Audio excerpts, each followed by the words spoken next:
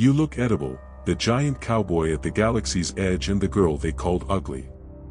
Some people are born with charm. Some are born with chores. On Millbrook 18, a dome town staple to a red prairie under two small suns, charm doesn't keep your air warm or your garden alive. Hands do. Time does. The little mercies we give each other when a seal fails and the wind from space whispers through the cracks, those do. Her name was Colette Holloway, and she had the kind of hands that make a place work, calloused, steady, precise. Nobody looked twice at her unless they needed a valve turned or a bread culture rescued. Until the morning her own father said, over a public loud hailer, "You're too ugly to marry." That should have been the end of it. Across the street, leaning a 12-meter grav-mech against the frame of the general store, stood a man who heard every word. He tipped his hat inside the cockpit, patched into the town PA, and said, "Funny thing. I was just thinking, you look edible." It sounded crude. It was honest. On the rim of the Perseus arm, edible means this: you look like someone a soul could live with and live on, day after day, and never run out of nourishment. If that idea hit something real in you, if you've ever felt invisible until somebody finally saw the way you hold a community together, stay. Tonight we're riding out past the dome, through a storm of glass-bright dust, and into a promise that smells like fresh O2 and warm bread. This is a story about choosing each other on the edge of nowhere, and about the kind of beauty that actually keeps you alive.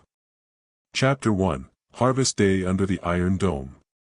The twin suns rose thin and high, frosting Millbrook 18's dome with lemon light. Beneath the composite ribs, Vera Holloway, gold hair, perfect dress, spun on the front porch of her family's row house while Colette checked the tension on a line of bioluminescent ribbons. The town's Oxygen Harvest Festival would open at dusk. The ribbons needed to sit in the airflows just so, beautiful to the eye, conductive enough to wick away static when the gravity dropped to 0.8 g for dancing. Colette calibrated by ear. A ribbon that hummed at C-sharp meant the laminar stream along Elm Street was tuned right. She had a musician's ear and an engineer's patience, qualities that make a settlement work and get you zero applause. Colette. The voice came hot through a throat amp. Eldon Holloway, her father, stood in the doorway, jaw set.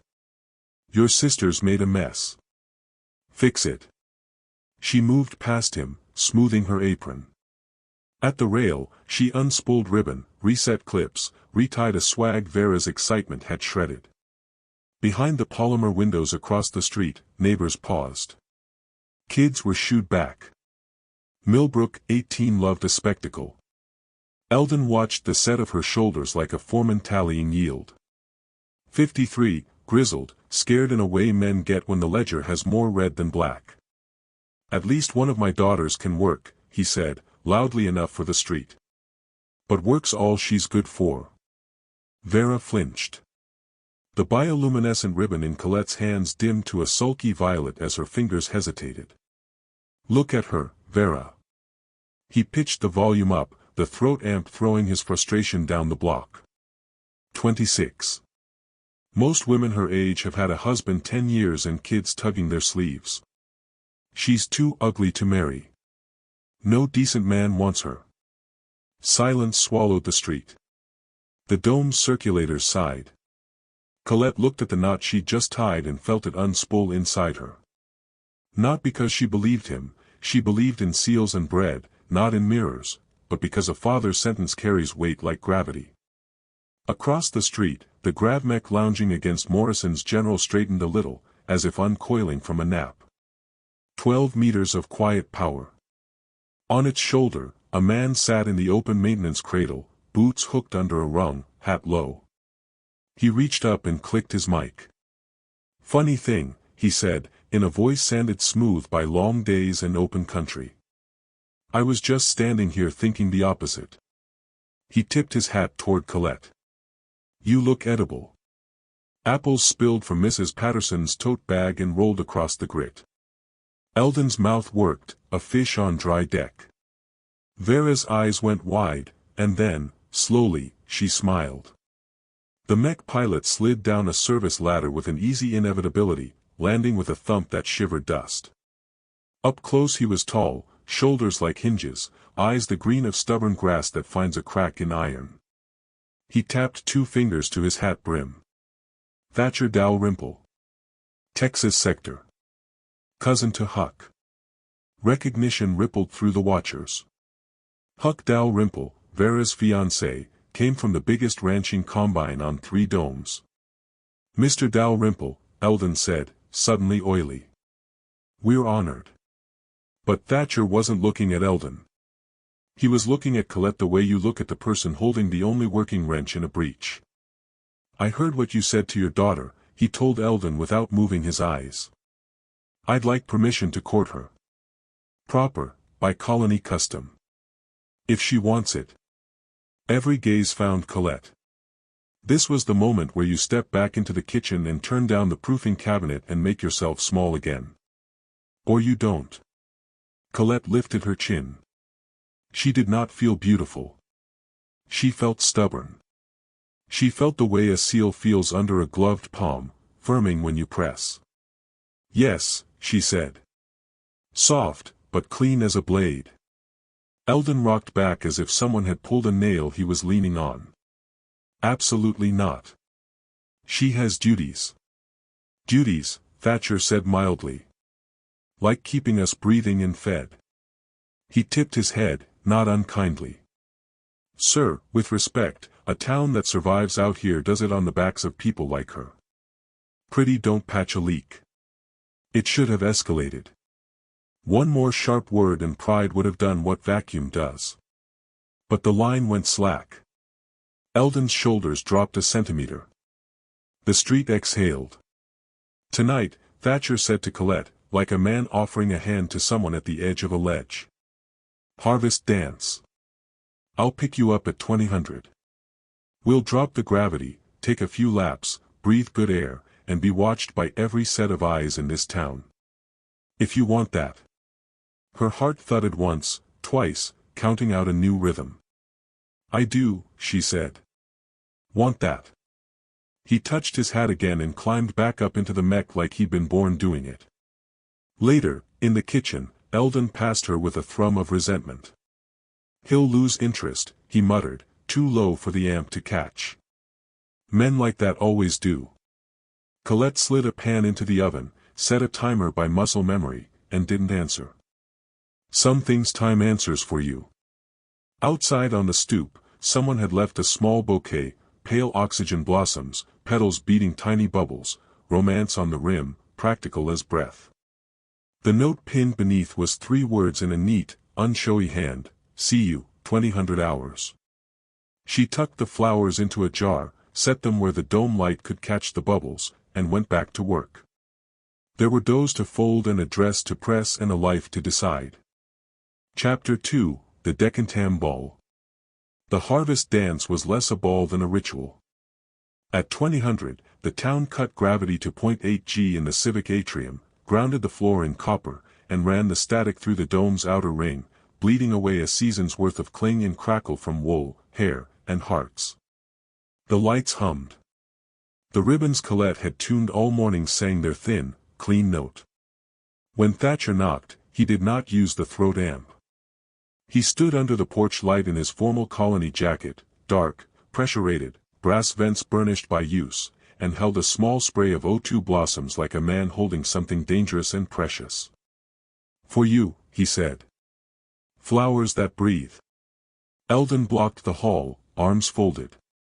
Vera, a constellation of satin and impossible joy, glided between them like a diplomat. Dad, she said softly. Let her go be seen. Thatcher didn't speak to Eldon. He looked at Colette and asked the only question that mattered, do you want to?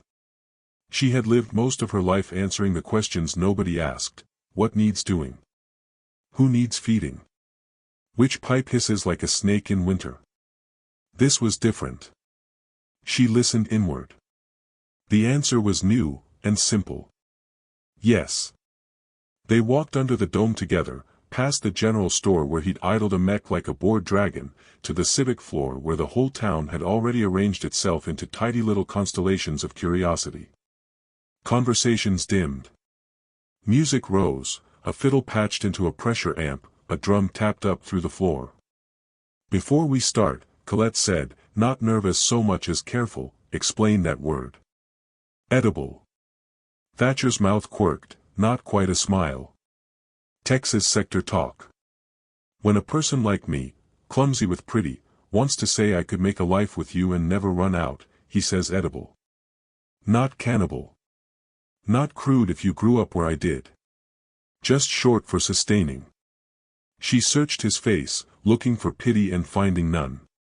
What she found was that green patience, that readiness she'd seen in men who've dug post holes in bad ground and made them hold. "It landed," she said. "Rough, but true. Rough and true's the best I do." The gravity dropped with a chorus of small surprised laughs. The room went lighter. Vera drifted past on Huck's arm, bright as a coin tossed into a jar. Thatcher offered his hand like a promise, she took it. Dancing in .8G is a ritual of trust. If one partner pulls too hard, the other skids. If you fight the lightness, you look foolish. Colette let herself lean into the reduced pull, let the small adjustments she made 100 times a day translate to a floor and a man's hand.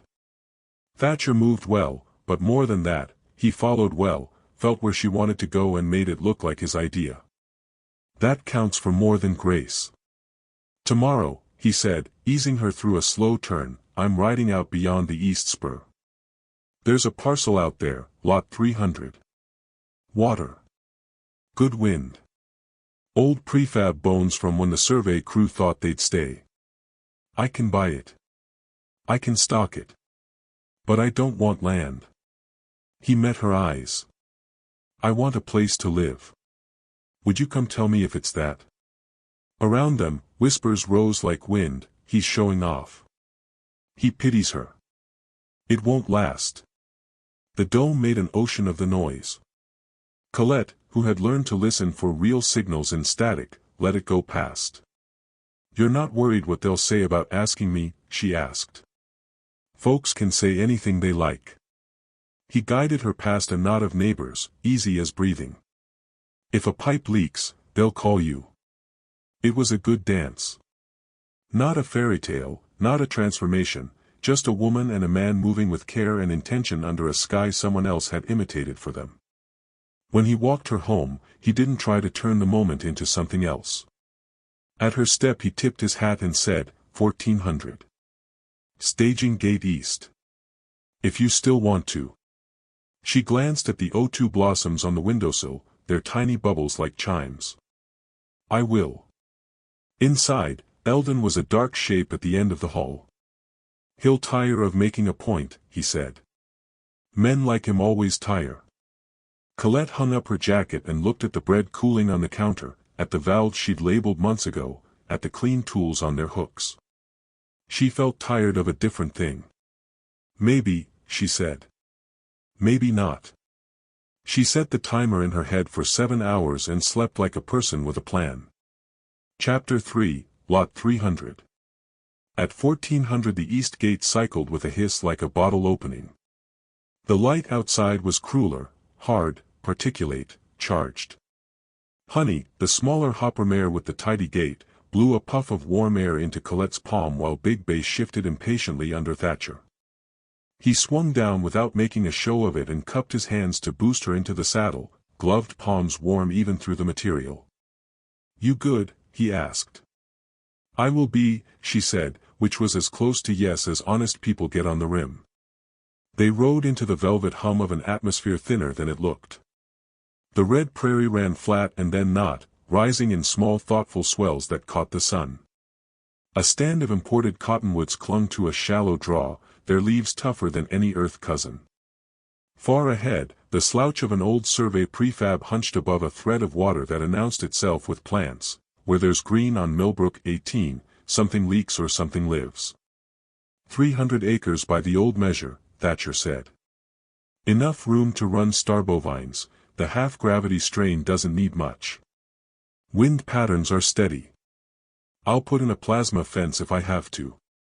Might even be able to push a second dome one day. You have money, Colette said, not unkindly. You have a mech and a reputation. What don't you have? He considered, then answered like a man who knows better than to lie when the question's that clean. A place I'm trying to make gentle. They dismounted at the edge of the old porch. Up close, the prefab sins were plain, sealant brittle, 3 panels buckled, a rain shiver of micrometeor pockmarks across the windward side. But the bones were good, foundation deep and uncracked, door frame square, floor still true under a boot. He didn't ask her to check the ledger. He asked her to look with the eye she'd used on ribbons and ovens and pipes. Colette walked the line where wall met world and listened. The place had a sound, a weary, hopeful sound. She breathed out and began to list what it could be. Garden first, she said, pointing to the leeward strip. A layered O2 bed, broadleafs for shade and morale, microtubs for quick sugars, tangle vines for emergency gel.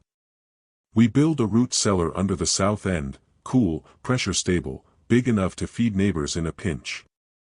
He followed, not talking over, not nodding like a man humoring a child, listening. The kitchen needs to be open, she went on, stepping through what had been a doorway. Real space for 3 fermenters, a print oven, and a wide window. If the person feeding the town never sees the sky, they start to forget why the recipe matters. We put a swing on that beam. People feed better when they can sit and watch the light change. And livestock? He asked. She smiled, a small surprise at her own certainty. A coop for star hens tucked southeast. Close enough to hear them. Far enough you don't smell them unless you want to. Fencing won't stop dust, so we do a double veil with scrub rows. And the gate out front, she tapped the buckled hinge. We replace it with something worth coming home to. When she stopped, she felt silly and brave in equal measure. Men asked her for numbers sometimes, or for bandages. No one asked, what would make this a life? Thatcher didn't rush his answer. He looked from her to the line of sky where the second sun was climbing and said, that's what I wanted to hear. A low whine drifted up the draw. A crawler topped the rise in a sigh of dust. Marcus Webb, clean shirt, clean boots, clean smile, climbed down and took in the scene, the cowboy, the plain woman with dirt on her cuffs, the house that wanted to be a home. Mr. Dalrymple, Webb said. You called. Marcus, Thatcher said, easy. This is Colette Holloway. I wanted her eyes on the place. Webb's brows twitched, surprise is involuntary, before professional sense smoothed him out. Miss Holloway. Thoughts? Colette hesitated. In town, men heard her when she talked about yeast, sometimes. Land felt bigger. But Thatcher's attention didn't waver, and that made it possible. It's good ground, she said, and when she said it, she knew it. Water's clean, wind steady, prefab still square. If you're a man who can finish what he starts, this place will hold. Webb nodded, and, more importantly, meant it. Sound assessment. I'll have the papers ready. And if I may, most men don't bring a woman out here unless they're serious about staying. Heat rose up Colette's neck, but Thatcher's face didn't change.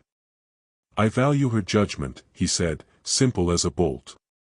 More than most men's. Webb's gaze flicked once more to the woman in work boots and then settled, as if fitting a new piece into a map he thought was already complete. Then congratulations. You two will make a place. They signed nothing that day. The rim doesn't run on ink. It runs on decisions. On the ride back, the light changed, a faint, wrong shimmer across the eastern sky like heat on a road. Thatcher reined Big Bay and angled his head, listening to the nowhere hum men of his kind learned to hear. Solar weather, he said. Something nasty, maybe not here, maybe not now. Colette marked the thought and filed it under later, prepare. She had recipes for later, a faster gel, a tighter braid, a quicker way to teach a scared neighbor which end of an O2 canister you breathe from. Back at the Holloway door, Eldon stood framed in the hall like a man whose house is a stage set he doesn't believe in. Webb stopped by, he grunted before Thatcher could speak. Said you impressed him. His mouth worked around a sentiment he did not have practice with. Said any man would be lucky to have a practical wife. It was not an apology. It was north on a compass that had been stuck for years. Thank you, Colette said, because grace is also a skill. Thatcher tipped his hat to Eldon. Evening, sir. And to Colette, lower, warmer, tomorrow. Tomorrow, she said, and meant the word in more than one direction. That night, she sketched a garden on a scrap and taped it to the wall. She sharpened the good knife. She set the yeast. When sleep came, it brought no mirrors, only the sound of a gate swinging open, and the clean, purposeful hush of a house learning its first breath. Chapter 4, Trial by Sunfire. The warning came as a shimmer on the dome's horizon and a soft chime from every wrist unit in town. Solar Event Advisory, the text read, followed by numbers that made engineers swear and priests remember their lines. The second sun had yawned wrong, a tongue of radiation was already licking the outer atmosphere like a cat testing glass. Colette was in the kitchen when the first microfracture sang. To most ears it would be nothing, a high, finicky ping lost in the thrum of circulators. To Colette, who tuned ribbon by note and valves by breath, it was a cough in a sleeping child's chest. She was moving before the next chime hit. Vera, she said, already shrugging into her pressure-rated apron, tell Huck to bring 2 O2 canisters to the east stair. Dad, shut the fermenters to idle and lock the pantry hatches. She didn't wait for argument. Her hands found the kit she'd prepped months ago and never stopped replenishing: tangle vine syrup, enzyme packs, microfibers, a spool of braided scrim, sealant with a short temper and a shorter cure time. Outside, the light had gone flat, as if someone had placed a pale lid over the day. Thatcher's grav-mech was already stumping down Elm, servos throttled low to keep from shaking the dome. He patched into the municipal channel. We've got a line of micrometeors riding the flare, he said, voice even. Impact risk along the south auxiliary. I'm anchoring a plasma screen between strut 16 and 19. Keep civilians out of the alley. Copy, said the mayor, sounding like a man remembering how to be useful. All hands to stations. The first impact was small, a mean little kiss along the seam where a service corridor met the south auxiliary V-panel. The dome didn't sigh. It hissed. Colette and 2 volunteers hit the corridor at a run. The pressure alarms hadn't tripped yet, which meant the leak was hairline and fixable if they were quick enough and good enough. Mask, she said, and the volunteers masked. She pressed a palm to the wall and felt the cold thread of outward breath. There. She snapped a beacon light to mark the spot, then cracked the kit and mixed gel by memory, tangle syrup for stick, enzyme to wake it, microfiber to give it bones. The slurry went from clear to milky to a faint hopeful green in 20 seconds. Hold the scrim, she told the taller volunteer. When I say, press and don't let it creep. Thatcher's voice thrummed low over the general channel. Plasma screen up, he reported. Outside, his mech braced in a forward lunge, projector spitting a shimmering veil that turned bright dust to falling glass rain. The storm struck the screen and fanned, claws rasping, frustrated. Now, Colette said. She knifed the walls lining back a finger's width and pushed the gel in with a practiced swirl that seated it against pressure, not with it. The leak song dropped half a tone. She rotated her wrist, feathered the fiber, laid the scrim. The gel flared bright as it met cold and vacuum, the enzyme woke and began to knit. Count to 40, she said. Slow. The volunteer's eyes were big but steady. 1. 2. 3. Another ping, farther down. The corridor wanted to become a flute. Whitmore. Take the second kit. Find the next hiss. Do not, panic packet. You'll make 3 leaks where 1 lives. On it, Mrs. Whitmore said, a woman who had once called Colette pitiable at the grocer. Her hands shook at 3. They stopped shaking at 5. Outside, the mech grunted, a sound you feel through soles. 16's taking a peppering, Thatcher said. If you're patching there, get low and hug the beam. Copy, Colette said, not looking away from the gel. Its color deepened, then settled. The corridor's pitch climbed toward silence, the good kind, the sound of a place holding its breath and keeping it. By the time the worst passed, they had set 4 permanent patches and 8 temporary ones, built a human chain to pass canisters to 3 older men stuck in a lift, and taught 6 teenagers the difference between helping and flailing. Colette's arms ached to the bone. Her hair stuck damp under her hood. She was smiling. They emerged into a town with the look of a place that has just decided to live. People were loud in the way of relief, laughing too hard, talking too fast, crying without saying they were crying. Eldon stood on the steps, throat amp dangling useless. For once he did not have a sentence ready. He had a face. Thatcher set the mech to stand by and climbed down, movement slower now, not from fatigue so much as from the solemn little ceremony a man has to hold inside himself after he has stood between his people and a thing with teeth. He walked over dirty and tall and bright-eyed. You ran it like a captain, he said to Colette. Not to the room. To her. I ran it like a kitchen, she said, which was the same thing here. You keep heat where it belongs. You move bodies where they're needed. You don't scream. He reached up as if to brush a smear of gel from her cheek and thought better of it, his hand hovering for the smallest moment. You all right? She considered. The fear had come and sat at the edge of her vision and then, finding no work to do, had wandered off. Yes, she said honestly. I think I am. Behind them, Huck whooped when Vera pinched him for whooping at a solemn moment. Mrs. Whitmore approached, helmet under her arm, mouth soft in a way Colette had not seen before. You saved my husband's lungs, she said, very simply. Tell me what you need next time before there's a next time. Write your name on the volunteer board, Colette said. And teach 3 others where to write theirs. The storm moved on, a scratched blessing fading east. The dome creaked and resettled itself, an old house after a winter gust. At supper, people ate loud and grateful. Bread tasted like bread tastes when you have earned it twice. That night, with the O2 blossoms burbling quietly on the sill, Colette smoothed the clean square on the wall beside the garden sketch and wrote 3 words with a carpenter's pencil, we can hold. She slept with her hands open. Chapter 5, Thaw. Respect doesn't travel fast in a small town, it travels deep if it travels at all. In the days after the flare, Millbrook 18's currents changed. People who had barely met Colette's eyes now found reasons to pass the kitchen window, to ask about enzyme ratios or whether the volunteer board needed a pen that wrote better in the cold. Mrs. Patterson brought eggs and did not call them charity. The mayor stopped using the throat amp when he came by.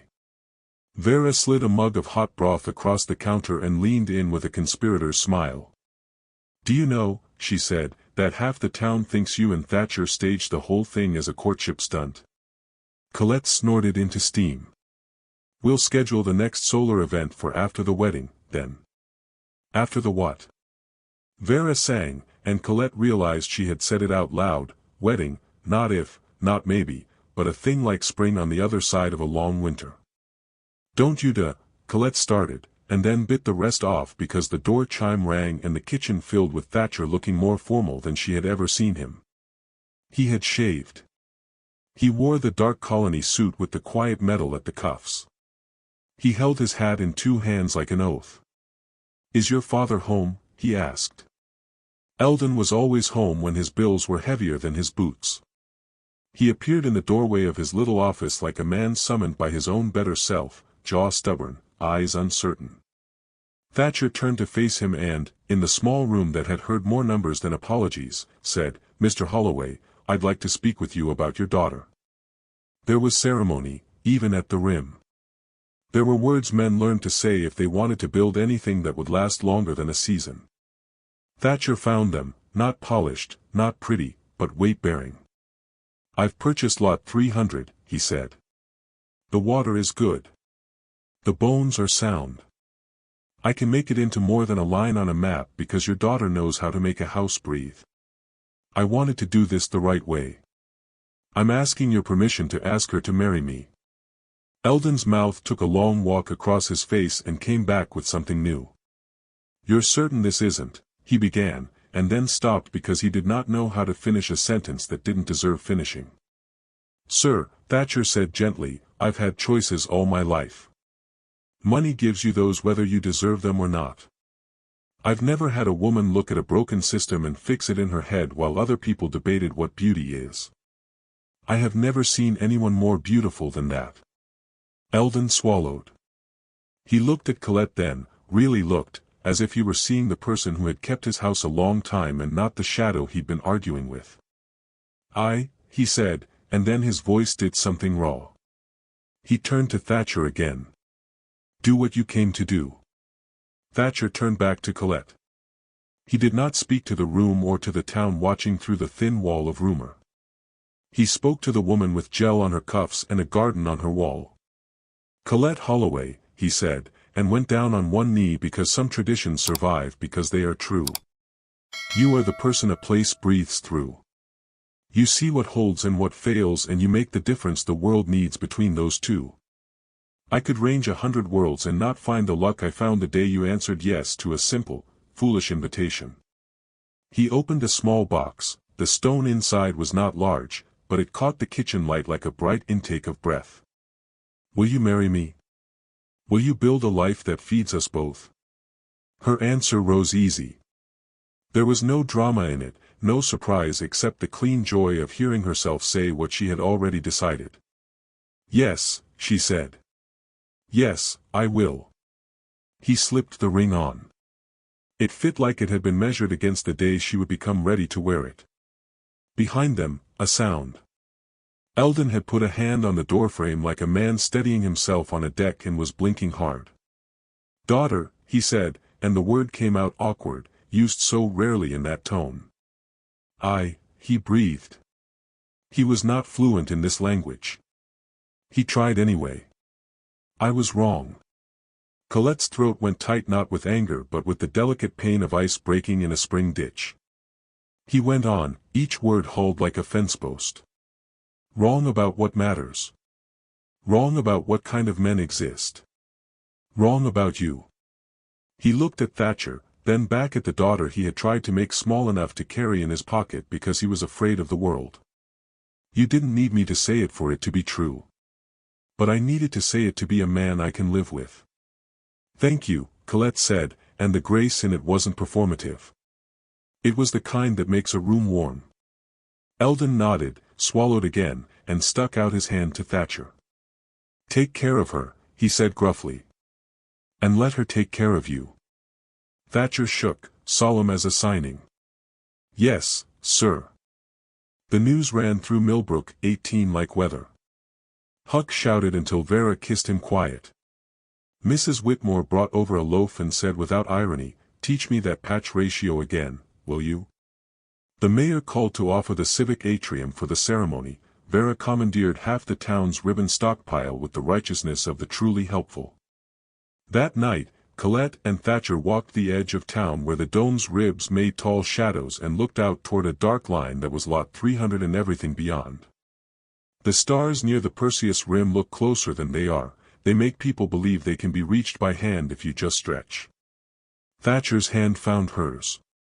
The simplicity of it would have embarrassed her once. Now it felt like the correct solution to a true equation. You ready to be seen? He asked. I'm ready to be useful and seen, she corrected softly. Both, at once.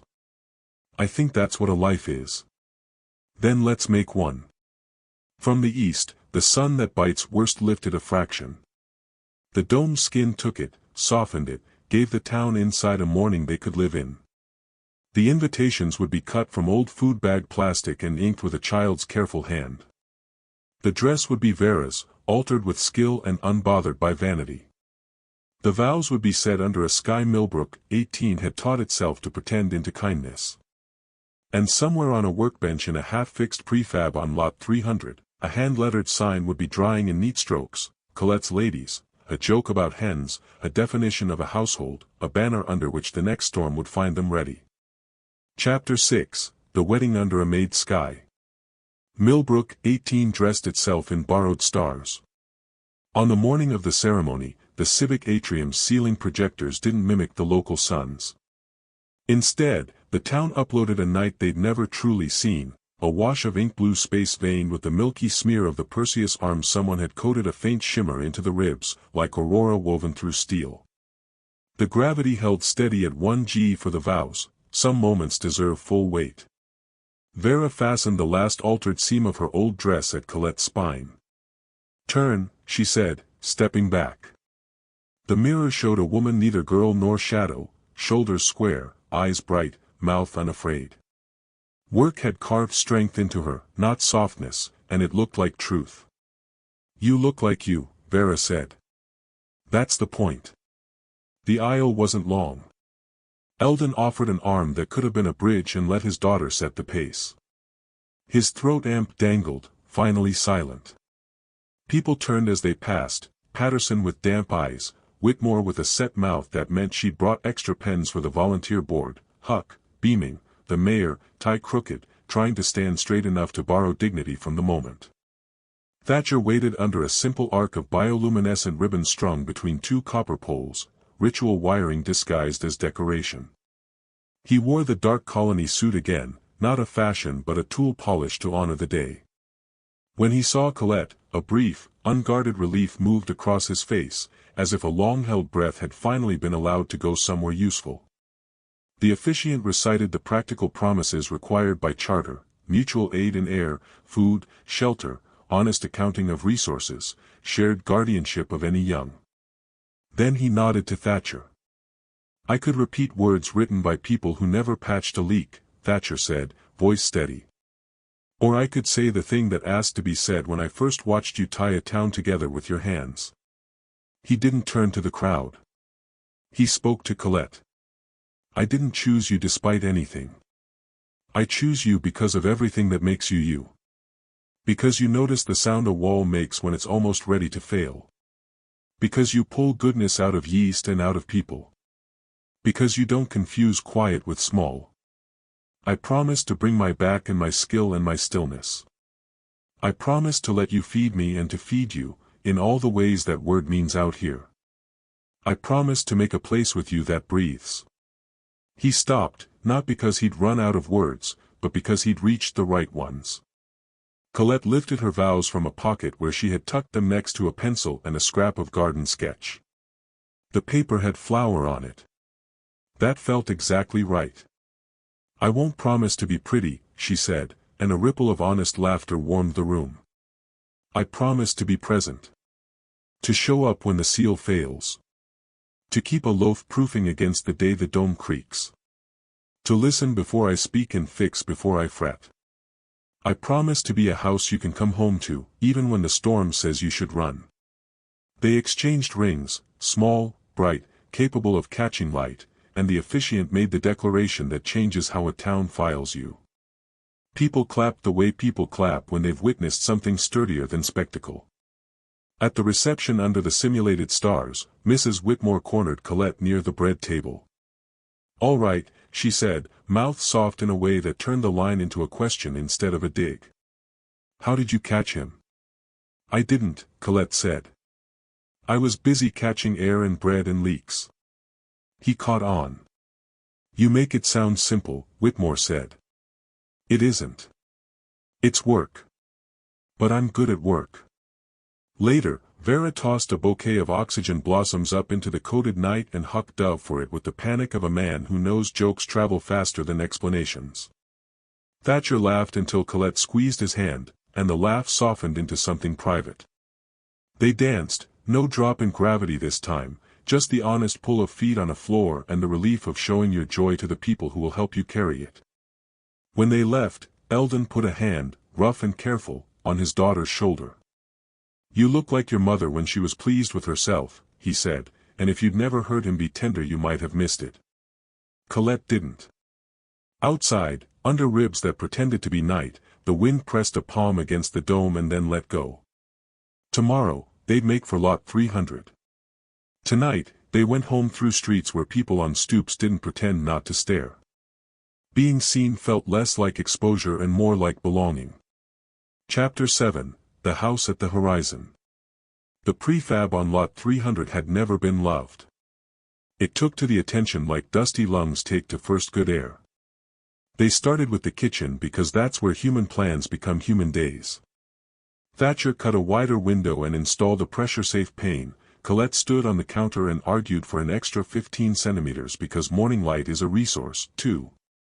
3 fermenters went in, 1 for staple loaves, 1 for vine gels, 1 for experiments. The print oven sat under a shelf of spices that made the whole place smell like intent. Outside, they braided tangle vine into a trellis, set seedlings in a layered bed that would become their O2 garden, and strung a line where laundry and stars would both have their hour. The root cellar took 2 weekends, for volunteers, a not small argument about the angle of the steps, and a quiet moment that wasn't exactly prayer but did involve gratitude when the inner door sealed sweet. Thatcher hung a swing under the east beam of the porch. He measured it twice and then took another ½ centimeter because he knew the feeling of a good arc in his bones. Colette tested it like she tests a seal. The second pass caught. He learned a long time ago not to be offended when the first pass doesn't. The coupe came last, not because it mattered least but because you save some joy for dessert. Star hens aren't pretty, they're pugnacious little thermos bottles with feet and opinions. Colette loved them on sight. Thatcher unveiled the hand-lettered sign he'd been hiding like a child with a secret project, Colette's Ladies. She laughed in a way that put the morning back into a tired afternoon and kissed him slow on the porch while the hens muttered about scandal. Toward evening, they sat on the step with bowls of stew that had no right to be as good as it was, given the scarcity of the rim. The second sun cut lower, painting the red ground to copper. You said a word, Colette reminded him. That first day. Edible. He rubbed at the back of his neck and grimaced, affectionately annoyed with himself. I did. Say what you meant again. Clean. He took his time. He always did with important things. I meant, I could live on what you are. Day in, day out. That being near you makes all the parts of me that have to work just to stay a person work easier. That you're food. To the part that decides to keep going. She nodded once, satisfied. Then it's mutual. He thought about kissing her and then decided to kiss the top of her head first. You learn that kind of sequence if you pay attention. The alert started as polite pings and then stepped up a register. The town's solar weather monitors had moved from interest to concern to the tone that says do the drill now. Reports threaded the municipal channel, magnetics rising. Precursor particles detected. Projected arrival window, 36 to 48 hours. They didn't panic. They set to work. At the civic board, Colette pinned a laminated chart titled If the Dome Fails, We Breathe Like This. It routed people by block to the 302 kitchens capable of flipping to emergency mode, hers, the school's, and Huck's protein plant. She assigned shift leads, posted enzyme ratios, wrote NO heroics in ink big enough to shame the tempted. Vera stapled sign-up sheets with the speed of a woman who makes momentum a moral good. Thatcher met with the mech crew at the East Spur. They walked struts and argued about projector angles and ran the same simulation 3 times because the first 2 said close and close is for horseshoes, not plasma sails. He chose pilots not by swagger but by the quality you hear in a voice when a job turns from romantic to stubborn. Huck volunteered. Thatcher put him on anchor because not all courage belongs on the edge of the blade. Eldon stood by the board a long time, not quite part of it, not quite apart from it, then put his name under supply runner and underlined it twice. That night in their half-finished bedroom, Colette lay awake not from fear but from math. If the south auxiliary cracks, she said into the dark, we'll have to run a hose from the school kitchen across the Whitmore stairs. The bend will cost us pressure. We'll need 2 extra hands on the elbow. Write that down. Thatcher rolled and wrote it in a small notebook he kept for other people's good ideas.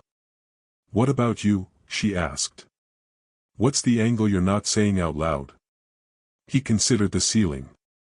"If the flare spikes, the screen will chatter. When it chatters, pilots want to chase the flutter.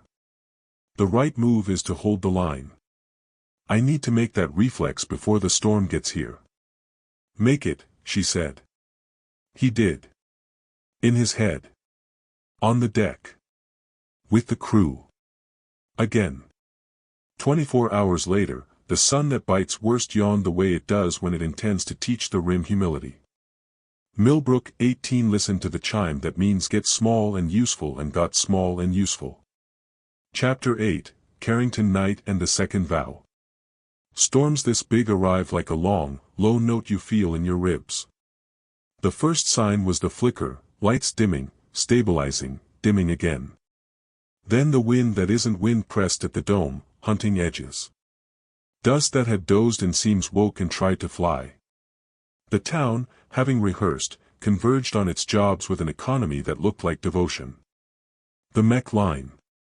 Thatcher's plasma sailed through a green-blue veil between struts 16 and 19 and bled the first wave into something like a hard rain. The sail hummed. The projectors rattled. Pilots leaned into their harnesses and held. When the screen chattered, Thatcher said, "Steady," and because he had said it 100 times when nothing was at stake, they steadied. A sharp, mean gust found a weakness at strut 17's anchor. Huck's voice snapped over the channel, 17 slipping 2 degrees starboard. "Anchor holds," Thatcher said. "Huck." "Anchor holds," Huck repeated, and made it true with his back and with a curse that would have offended the mayor on a normal day. The kitchens. At Colette's, the fermenters ran hot and clean. Volunteers in masks moved canisters to marked tables, runners ferried them to stairwells and pocketed quarts. The O2 garden was a quiet choir on the porch, leaves pumping like the lungs of well-trained athletes. When the grid hiccuped, the manual crank on the mixer sang the oldest work song. The printed bread came off the oven line in neat, dumb, perfect loaves. Vera organized 3 lines with a teacher's clap and a diplomat's smile. A call came in not on the municipal channel but through the ping you set aside for bad news.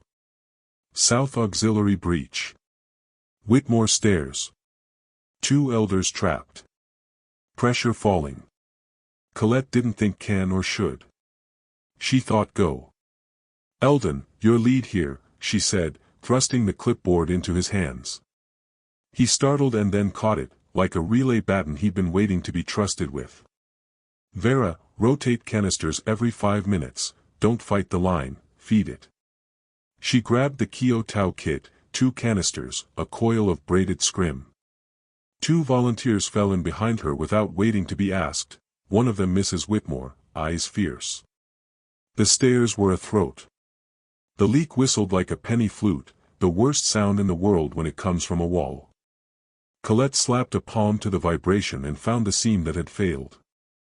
She was halfway into the sequence, cut, press, swirl, when a second hiss split off like harmony. 2-point breach, she said. "We'll lose the first if we panic at the second." She didn't raise her voice. She made it clean.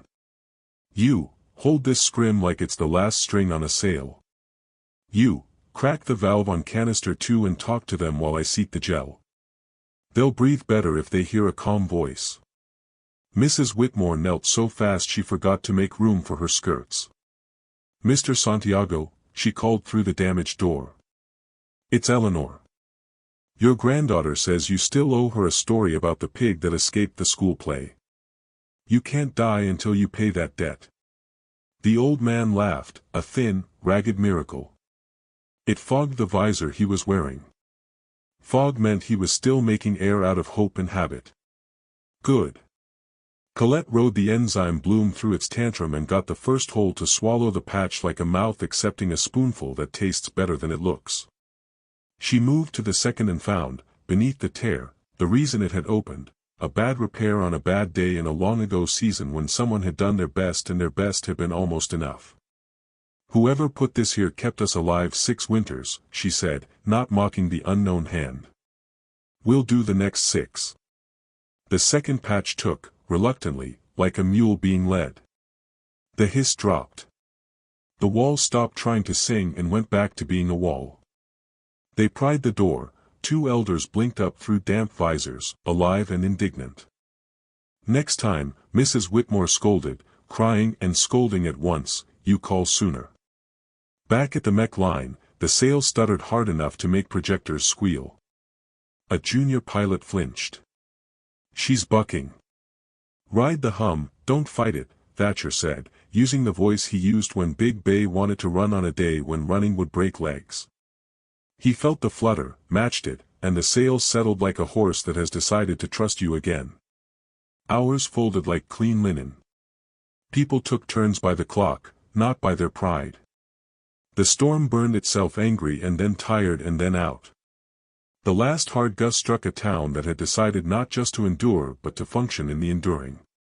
When the readouts slid down through orange into yellow and then green, when the pressure alarms went from angry to attentive to bored, when the last patch cooled and the last pilot let go of the harness and remembered his knees, Millbrook 18 did what it does best, it kept moving. Someone shut a valve. Someone labeled a canister. Someone made soup that tasted like more than its ingredients. After.